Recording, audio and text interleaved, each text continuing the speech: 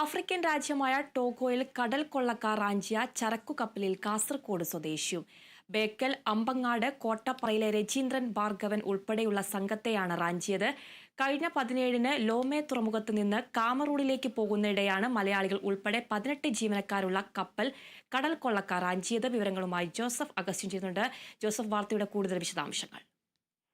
African രാജ്യമായ ടോട്ടോയിലെ ലോമ തുറമുഖത്തിൽ നിന്നും കാമറൂണിലേക്ക് പോകുന്നതിനിടെയാണ് ഇത്തരത്തിൽ മലയാളികൾ ഉൾപ്പെടെ 18 ജീവനക്കാരുള്ള ചരക്ക് കപ്പൽ കടൽക്കൊള്ളക്കാർ റാഞ്ചിയതായിട്ടുള്ള വിവരം ലഭിച്ചിട്ടുള്ളത്. ഇതിൽ കൊച്ചി സ്വദേശിയും കാസർഗോഡ് സ്വദേശിയും ഉൾപ്പെടുന്നു. കാസർഗോട്ടെ ബേക്കൽ പനിയാലിലെ രാജേന്ദ്രനാണ്, 35 വയസ്സാണ് പ്രായം. ഇയാളാണ് ഇപ്പോൾ കടൽക്കൊള്ളക്കാരുടെ കസ്റ്റഡിയിലുണ്ട് എന്നുള്ള വിവരം ബന്ധുക്കൾക്ക് ലഭിച്ചിട്ടുള്ളത്.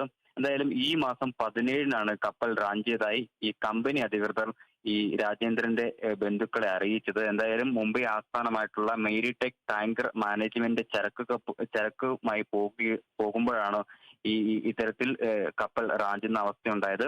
ഈ കപ്പൽ കമ്പനി അധികൃതർ ഈ കടൽ റാഞ്ചിയ ആളുകളുമായി ചർച്ച വെച്ചിരുന്നു. ഇതിൽ നിന്ന് ഇവർ സുരക്ഷിതരാണ് എന്നാണ് പ്രാഥമികമായി മനസ്സിലാക്കാൻ സാധിക്കുന്നത്.